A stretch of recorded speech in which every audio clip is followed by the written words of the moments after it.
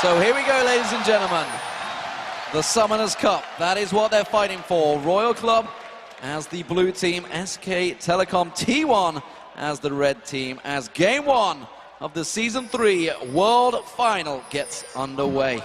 You know where we are. We are on the Rift. RYL now coming out from the blue. SKT on red side first, as they did win the coin toss. It is their choice.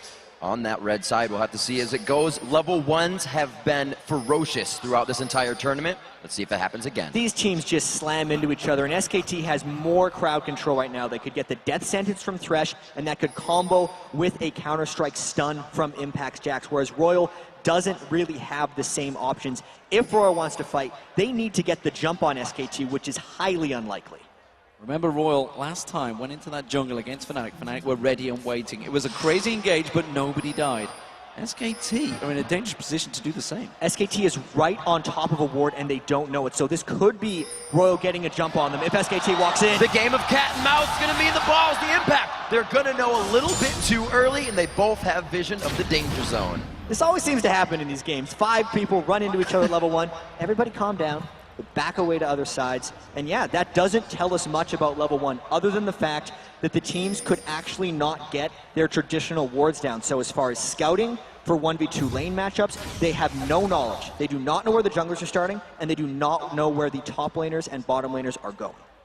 So let's check out that mini-map. We can see what is developing. We do know that it's going to be a 2v1 in that top lane. Currently, we see Impact heading up there. He's going to be up against Uzi and Tabe from RYL Club, which of course means the bottom lane will be Piglet and Mandu up against Godlike. And you already said, Malphite has an advantage 2v1. It's a slight advantage, and I really need to see now if SKT can deal with the split lane game here, if they can get 3v1 Dove, or if Bengi doesn't play this, because early on in the group stage of the World Championships, SKT was getting punished. Impact in particular was sticking around to get Dove 3v1. And if we look at the early jungle pathing of Lucky's Elise, he would be able to get his double buffs and transition directly into a top lane gank, but Bengi's jungle Jarvan is there to potentially counter if that happens. And again, same thing they did against Fnatic. Godlike is holding the jungle with Lucky right now, soaking up the experience, knows he doesn't have to get to that bottom lane in 2 waves. It worked for him before. Godlike going at it again. Yeah, and we're seeing Impact doing just like they've done with Jax's before, taking those golems, not even gone into that lane, not even caring about going into that lane. He knows he can't go up against Uzi and Tabe this early on. And you can see the AD carries are very much about keeping the lane in the middle, which means that if the one person, whether it's Godlike or Impact, were to reach into that lane, he wouldn't even be able to get into experience range. Already a lot of poke going down on an Impact. Looks like he's finding every power chord that Tabe is putting out. If you can remember their matchup versus Soaz, they continuously glitter lanced him down. That's Tabe and Uzi's objective in that 2v1 is to crush it down. Well, we see Mandu thinking of creating something, but they realize he's already missing from that bottom lane. Just creating those situations. Knows that Piglet is fine in a 1v1 up against Godlike and trying to help out Faker in that mid. Yeah, and SKT, while they rely on Faker to carry, also heavily support and gank his lane. That's the reason the support was roaming up there, because they're not actually thinking of getting much harassed down onto Godlike. They're mainly looking to protect and create for Faker. Lucky doing what he does best inside the jungle, trying to be a nuisance on those camps, and it looks like we're going to get something headed towards the top lane as Godlike's finding a bit of pressure on that bottom as well. Yeah, the hook on Godlike, he's going to be able to walk away from this one, but we do see that 3v1. It's a 3v2 in the top lane. Pressure on them, but I don't think SKT are going to worry about it. And here's the interesting thing. There's been a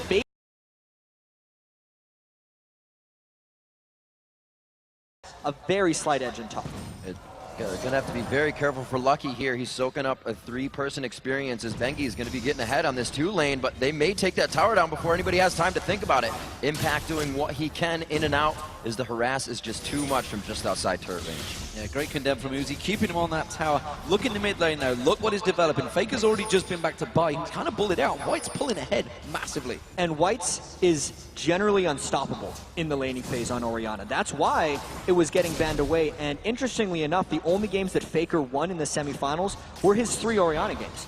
It's a huge priority pick for them, and because Bengi is stuck up here in the top lane babysitting Impact, that is a strict 1v1 in the mid lane, and Faker will continue to fall behind if they don't get help. This is exactly what RYL needs to do. SKT very well known for controlling the gameplay, the style and how it goes. RYL trying to take the driver's seat right away, taking that top lane down so they can rotate around. Godlike trying to stay safe, but they won't give him an inch.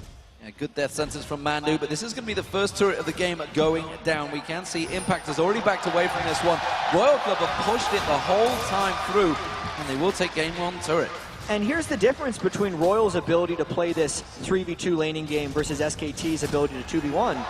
That turret's completely down, but it may not even get traded directly for the next turret. If we look at Godlike, he's got half a turret and then some, strictly holding 1v2. So now that we see Lucky rotating to the bot lane on Elise, this could be a 1-turret advantage that sticks around for a while for RYL Club.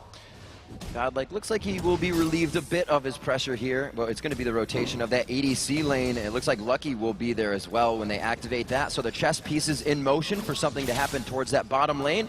Faker still going at it with Whites. Both have gone for the Dorans.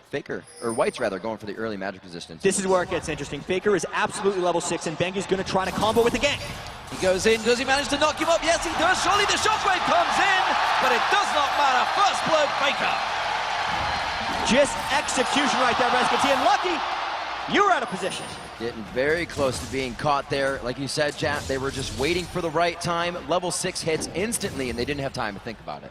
Whites didn't expect the gank to be that well timed. That was incredibly preemptive by Faker, and Bengi communicating that Faker would hit level 6 as the gank arrived. That's why it was able to catch Whites so far out of position.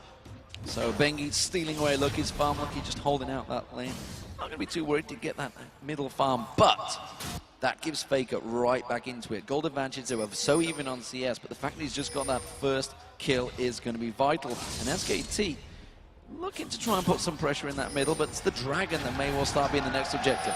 And what's so huge about that kill in mid lane is it allowed Bengi time to ward the jungle of Lucky, which will directly impact that next Dragon fight if RYL looks to approach, or even if SKT just wants to sneak it, because they will have absolute knowledge of everywhere within RYL's jungle. And that ward, or turret rather, going down does give vision, but it's almost like RYL went back and used all that 150 gold to buy their pink wards, to fit those wards in, to now start to control that game as early as possible. So that turret going down bought them more vision. They didn't try to go for items on it.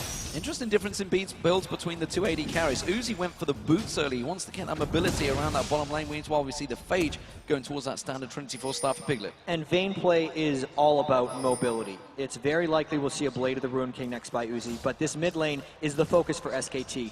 They need to get Faker going on this Gragas. One more time onto Whites. He does not have that flash up. It looks like he does get a good shockwave down, but it looks like coming from the backside could be at least the savior on the assist. Godlike very hurt. Tabe getting hit up in the bottom lane. Tabe in all sorts of trouble. You can see him being pulled away, but it comes Lucky. Lucky gets in there. Uzi picks up the kill. They're going to try and turn this on towards Piglet, on towards the tower. It's Uzi taking the damage. He uses the barrier, flashes away. Still not the kill. Lucky gets in there. It's a double kill for Uzi. He gets away from the tower. Coming in though, it's going to be Bengi. Bengi is just on the outside of the wing. Lucky's trying to be there to ward him off. Does he have the cocoon? Throw it over the wall. Uzi just hits him with the damage. Absolute cold blood right there by Uzi. Did not flinch when Bengi was coming towards him, and the absolute craziness results in 2 kills for the biggest carry of all, Uzi. But while that was all happening, let's take stock, because Impact on Jax was left alone in the top turret because that teleport from Godlike came in. He is beating down that turret. And Godlike cannot let Impact get too far ahead of him. For most of the game, Godlike will be able to withstand Impact's split pushing just because he can reduce Jax's attack speed so much. But because the teleport mid lane was wasted by Godlike after Whites died, it makes Impact one step closer. We'll see what these guys can put out in the top lane. We saw the early buy from Godlike. We'll see if that hurts him here against Impact on Jax. White's getting his blue buff transferred over. Mid laners are going to be able to fend for themselves a little bit, but that blue buff on White's only makes me think that Bengi and Faker are going to want to take it away. The most interesting thing for me right now is the fact that the 2 superstars of these teams, Uzi and Faker, have both got 2 kills. They've both got going here. That's going to settle the nerves for both these teams. We talked about Faker, how nervous he was going into those semifinals. 2 kills at the start, that's going to help. And especially on Gragas, which is a champion that he actually lost with so far at the World Finals and has struggled against. Cannot say enough about how that last pick Gragas from the red side may actually be paying off for SKT. Faker does seem to be completely on his game right now. He was down in farm early to Whites, but because of the 2 kills and the even farm now, Faker's gonna look to roam and destroy Uzi. He does have his blue buff as well. The big man is also an assassin. It looks like they're going to put 4 strong towards the bottom lane. That Lucky, his spidey sense is tingling, but I don't know if it's going to be too little too late. Ooh, this is extremely dangerous. Uzi is getting very low, and Faker is ready to go. Explosive cask is ready. We can see him getting hooked in. Sabi does get the crescendo off, but immediately he is going to go down. And now Uzi's in trouble. Did he get Can he get 1 kill? No, he can't. It's going to be 2 for SKT.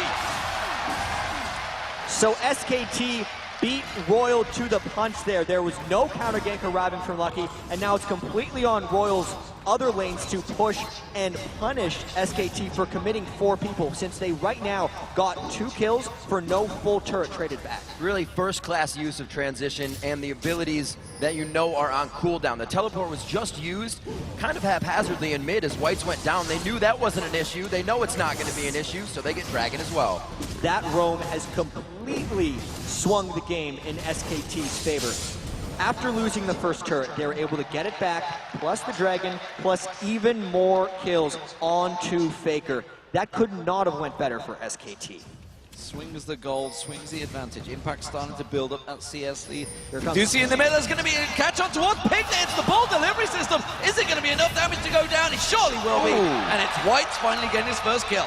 If you let RYL dive you, they will. Piglet wasn't even in the turret, but they knew he had no flash up. They only had to chase past the Valkyrie, and they also knew, since the rest of SKT had just finished the bottom turret, that there was no support coming for Piglet, which allowed RYL the freedom to just dive at will. So we got so much of that split push going on in the bottom lane. The top laner still duking it out between Godlike and Impact, but we just saw Godlike making himself known. The teleport was down, but he still felt he could make the walk towards mid lane. It counts for Whites. Still down by 2,000 gold right now. RYL is looking to keep the pressure on. Right now, they're waiting for that teleport and the Malphite to come back up on the ult. And right now, RYL's general strategy of pushing all the lanes might be backfiring because they don't have enough pressure. Oh, Tabby in all sorts of trouble here, trying to get away from this one. He pulls in Piglet. Piglet picks himself up. The easiest kill he'll get out of the game. And every lane is getting punished for RYL right now because Godlike cannot push up against Impact, and Faker's destroying Whites. There it is again, one after the other. We've seen Gragas is in this competition flash body slam, and it only means that you're more comfortable on that champion. You'll do it over and over. Dominant stuff from SK Telecom in game 1. They have put themselves in a commanding lead. That's going to be the turret going down. There's nothing they can do to stop Impact, and Impact now is going to look at turning this on towards Godlike. Faker pushing, punishing that mid turret. Bengi coming around, safeguard, bottom lane being shoved in. SKT in full control now. Yes, this game is very dangerous to being almost over for RYL because they rely on objective control. Their semi-final Game 4 win against Fnatic, they were down 16 kills at one point in that Game 4, but because they had turret control and dragon control, RYL was able to come out on top. But when they lose their lane dominance, and they are now down 3 turrets to 1 with no dragon, they don't have that much to come back with. Right now, RYL needs to find ways of forcing 5v5 team fights, but because they don't have something to deal with Impact, they can't actually get all 5 people there without sacrificing even more objectives. It's going to be very big and a very big job for Uzi to come through here. He got those 2 kills early, but you still can't use a Vayne right away. The damage won't be there. Got the Bilgewater, looking for the Blade of the Rune King soon, but those Sheens both have just came out, and it already came out around 8 minutes onto Piglet. So their spike in damage is huge right now for those team fights. Double Trinity Force almost complete. Things already picked up by Faker pretty early on, which means he's going to work in towards that next item. White's desperately falling behind while he's keeping up with, in terms of farm. Those 4-0-1 for Faker is a huge score. And you can see in terms of gold, massive numbers already. And I think we really have to touch on this Orianna versus Gragas matchup because RYL is pretty much the team that likes to rely on counterpicks the most, and they were very adamant about saying Gragas beats Orianna. They didn't care if Faker got Orianna because they'd be able to take Gragas. Yep. Yet, with the red side game 1 strategy of SKT giving Orianna up to RYL, I think it just baited Whites into picking it. So much confidence in himself, not enough respect for Faker's Gragas, and that is really a key moment in this game. We'll see what SKT can do down. Looking to pinch down now on the jungle of RYL as they make their way down mid. You see the rotation up here from Uzi and Tabe as well, but I don't think They are going to get too far. SKT is already trying to cut them off. They're trying to catch out. Tabe, flash crescendo. Teleport coming in. They're going to get on Faker. Faker goes down. Oh no, disaster though. The shutdown gold goes to Tabe. And RYL needs to continue this chase. That was their 5v5, but they only got 1 kill. And what do they have left? That used all their initiation ultimates except for the shockwave from Orianna. And they're going to look to dive because they are hopelessly behind right here. See if they can get it against 3. The unfortunate love for damage in the bottom lane is the Ignite. Takes the kill for Tabe. The shockwave goes down, and they hook in Godlike. They're going in for Mandu as well. They're going to try and turn this one around. Bengi comes in. Cataclysm getting there. Piglet gets 1. Piglet gets 2. Can they turn it around? It's going big. Godlike trying to get away from this one. One more hit will do it. Lucky and Mandu duking it out, looking down the river. Godlike's in trouble, but Piglet's going to fight Kaluki. There we go. And look what's happening in that top lane. Bam, there's another turret. So that's the risk RYL runs every time they group up, is not only the split push from Impact, but the AoE damage from Piglet's completed Trinity Force. Watch how they overcommit for Bengi, and Piglet shreds. His Gatling gun, his Phosphorus Bomb, and the big one hits all 3 people that were diving there for RYL. It means they can't commit the rest of this turret dive. Bengi actually put down an ultimate right at the end just to try and trap a bit, and it just meant that RYL's dive went awry. That was one of those everybody following the call, and they were trying to do what they could. You see 8-5 on the scoreboard now and a 5,000 gold lead. Last time we looked at these turrets just a few minutes ago, it was 1-1. SKT has now dropped 3 more turrets in their favor. All the outer tier is gone, and they've already gotten a 2nd tier turret in that top lane, which Impact doesn't look like he's going to be leaving anytime soon after they re-engage their split. Serious problems here for RYL. They need to win the next team fight, and that could be coming in 20 seconds time. We see that dragon will be up. White's getting that blue buff, and everybody's going to be ready. This could be our first 5v5 engage. But the thing is, when SK Telecom takes mid-game dragons, they don't let you contest it. They overward your jungle, and they dive you when you get close. Very nice. Uzi getting hit him. Oh, he gets blasted away. I don't think there's catch potential on this. Very, very lucky to catch the explosive cast just as he flashed, which knocked him away. So he made Faker look worse than he actually was. He performed it perfectly as they fly in towards the Dragon Pit. As we saw, everybody gets to jump all over that wall. That's the way SK Telecom is playing right now. Once Godlike showed himself as Malphite in the top lane without teleport up, it was a dragon for SKT since they had already taken Uzi out of the fight, and at best, it was a 3-man steal attempt by RYL, which would have been suicide. All right, so we're getting our first core items in around the board. That was actually a 14-minute Triforce that Piglet put in his hands. We see Impact with his as well, the Sunfire Cape, the Athenes on both sides. So those first items mean that the fight can possibly go in your favor, but right now SKT controlling most of the positioning, meaning the fight is heavily on their side. Taking red, taking blue, the map right now is theirs. And we know that RYL's strategies over in the LPL in China was Raise the Puppy because that's Uzi's nickname. Right. But because their team is so heavily dive focused and Impact, Bengi, and Faker, all from SKT, can get onto Uzi, it's very hard to raise him because there's a lot of people that are trying to kill him right now, and there's no real way for RYL to protect him safely. Godlike going aggressive on Mandu here. He does have White coming across with him. Forces that flash out from Mandu. Means Summoner Spell will be down. But once again, Impact in the top lane. Jack's just pushing strong. Yes, and this is RYL's game. They're going to look to dive, which is now predictable by SKT. SK Telecom already repelled the dive with less people, only because Piglet stayed safe. As long as Piglet is positioned well with these double buffs, a dive would be a disaster for RYL. SKT themselves just pinged the inhibitor turret. They still have the 2nd tier, but they said everybody group. It's a possibility we may lose this or have to fight. Everybody on the same page right now, it seems, for both teams. There is a ping in the bottom lane that says this wave is going to be big. If we can pressure this, we can get something off it. RYL trying to set up a sneaky gank there, but instead a bomb comes out from Piglet, spots them all, catches all 4 of them. And says, yeah, we know what you're going to do. We're not foolish. We're not going to run straight headlong in towards that turret like you did on us. And RYL Gaming now, they're in towards a defensive position.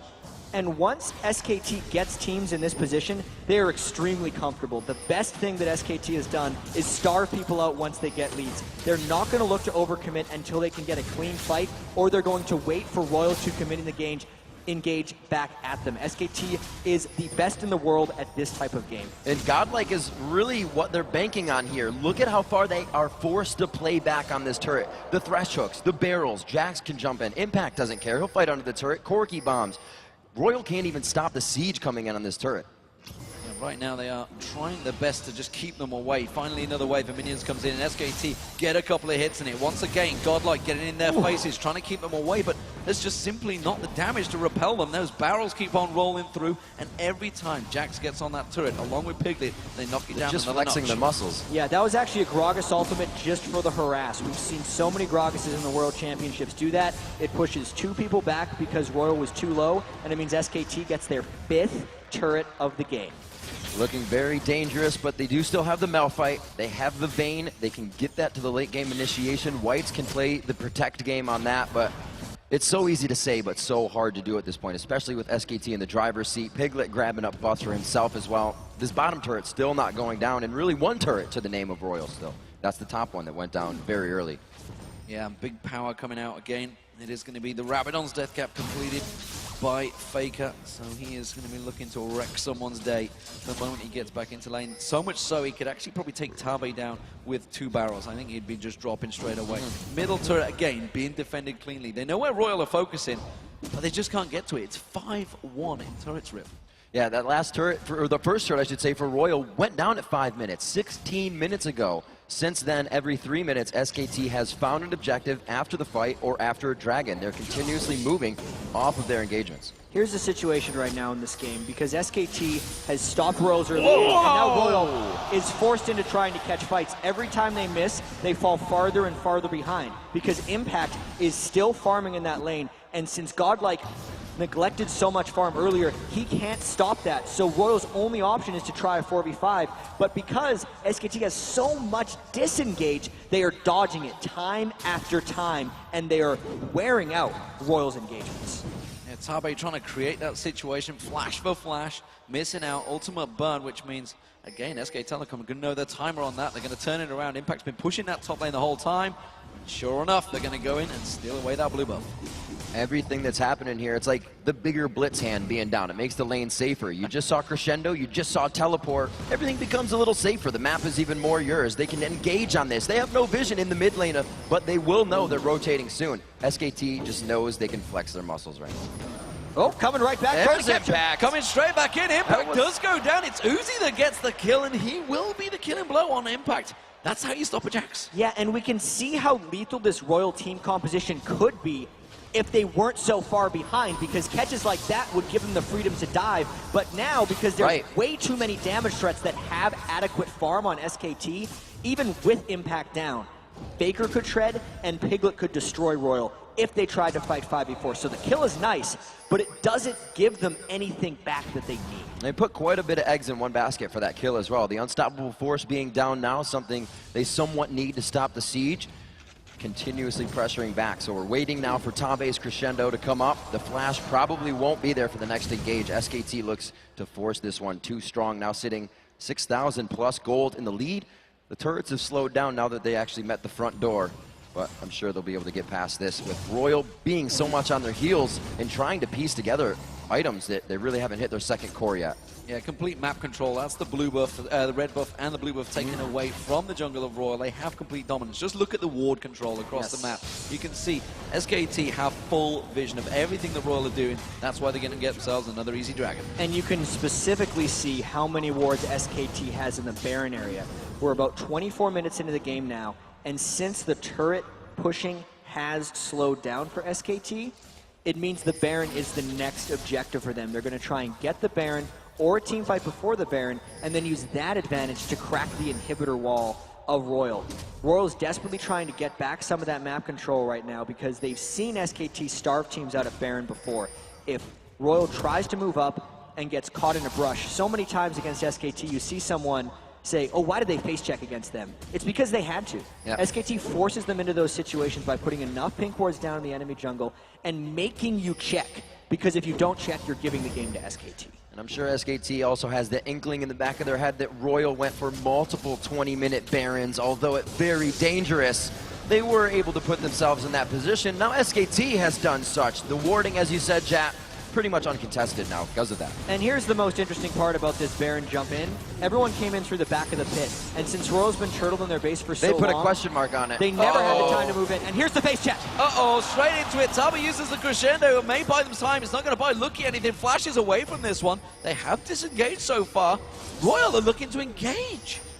I don't know, Lucky's looking to run on this one. Whoa. Godlike coming in from behind. It didn't get another one, but the shockwave delivery. They go in for the fight. Bengi falls, impacts in the back when he takes 3 volts quick. Lucky follows going down, and it looks like Godlike will pursue, but no. Can't get the shard out, doesn't take the movement speed. They get a bit of their own disengage on, and Pumandu will say it's over. Hey, they got the Baron buff off 2 people, but they still lost 2 people of their own, and now they have to defend 3v3 against the Baron regen. Faker is looking to play.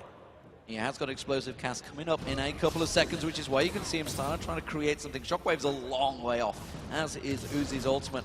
That's why SKT starting to try and push in. I don't think they can get towards his turret, though. You can see everybody backing away, but it's a 3-man defense. It should be enough. It will be quite difficult, though, because the range is clear right now. Whites has to come up, and it's dangerous. Godlike's in the fray. He gets taken out quite quick. 1, 2, 3.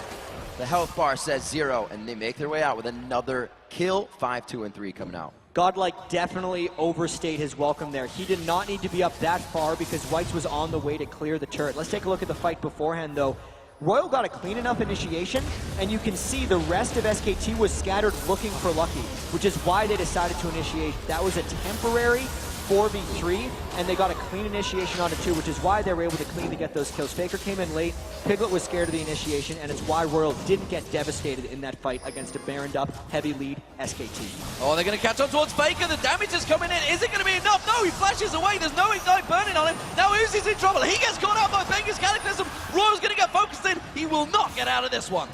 Gonna drop down, doesn't even get the chance, tries to go to the backside. Piglet takes him out, and they move up, don't get the turret. It's unbelievable that we're 27 minutes into a RYL game and they have not killed that middle turret. They took 3 outer turrets in every game before the other team in all of their matches. So RYL definitely not winning the turret game here, and it's because their lanes just didn't work out for them, knowing that they got Malphite against Jax, and Faker just beat Whites in that matchup. You see Godlike get into that position where he doesn't take too much, although it is going on to Pumandu here. He can get some harass out himself. He is getting himself a Spectral Cowl now because he has to take into consideration the magic damage from both Piglet and Impact on Corki and Jax.